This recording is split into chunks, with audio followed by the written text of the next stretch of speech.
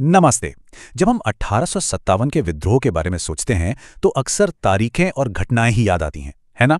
पर यह कहानी सिर्फ इतनी ही नहीं है। ये कहानी है उन लोगों की, उन जगहों की जो उस दौर में प्रतिरोध की, कह सकते हैं, एक जिंदा मशाल बन गए। तो आज चलिए हम मिलकर समझते हैं इन्हीं प्रहरियों, इन्हीं सेंटिनल्स को और उनके केंद्रों को, जिन्होंने वाकई इतिहास की धारा ही मोड़ दी। तो सवाल यही है, आखिर कौन थे वो लोग? वो कौन से चेहरे थे जिन्होंने पूरी देश में विद्रोह की इस आग को न सिर्फ जलाया बल्कि जलाए रखा? चलिए सफर पर निकलते हैं और एक एक करके इन सभी असाधारण शख्सियतों से मिलते हैं। कहते हैं ना कि हर बड़ी आग की शुरुआत एक बहुत छोटी सी चिंगारी से होती है, और 1857 का विद्रोह भी कुछ ऐसा ही था।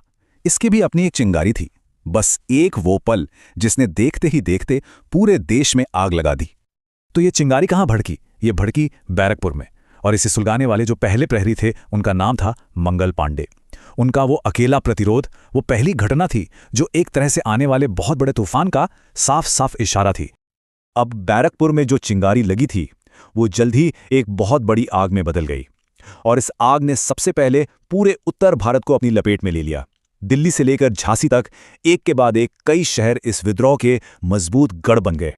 हाँ, तो इस विद्रोह का दिल कह सकते हैं उत्तर भारत में ही धड़क रहा था। सबसे पहले दिल्ली को देखें।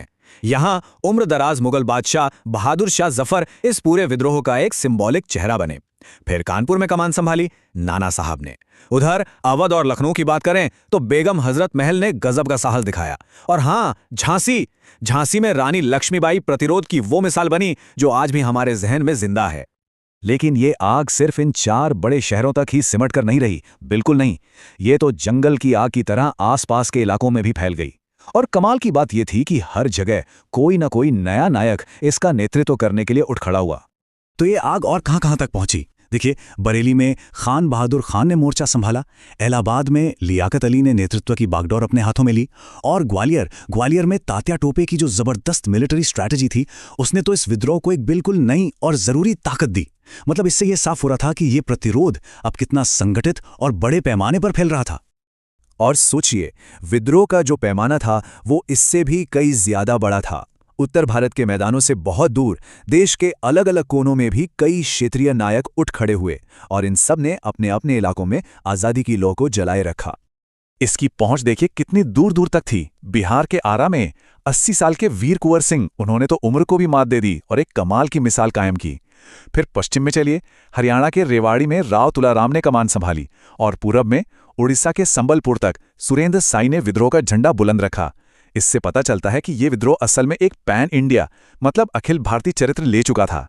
तो कुल मिला के 11 प्रमुख केंद्र और उनके प्रहरी।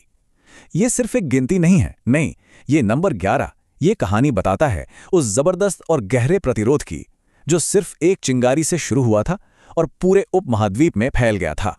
तो इन सब घटनाओं के बाद पीछे क्या बचा? चलिए अब बात करते हैं इनकी विरासत की, इनकी यादों की। इन नायकों और इन जगहों को हम आज कैसे याद करते हैं, और सबसे जरूरी, इनकी कहानी का आखिर मतलब क्या है? तो ये हैं वो 11 प्रहरी। दिल्ली के बादशाह, झांसी की रानी, बिहार के जमींदार, अवध की बेगम। देखिए ये सब कितने अलग अलग बैकग्राउंड से थे, है ना? लेकिन इन सब का मकसद एक था, बिल्कुल एक, अपनी जमीन के सम्मान की रक्षा करना। और इसी एक मकसद ने सबको एक साथ ला खड़ा किया। तो इसीलिए हम इन्हें सिर्फ विद्रोही नहीं कह सकते, नहीं, ये प्रहरी थे, सेंटिनल्स। हर एक अपने इलाके के प्रतिरोध और स्वाभिमान की हिफाजत के लिए खड़ा था।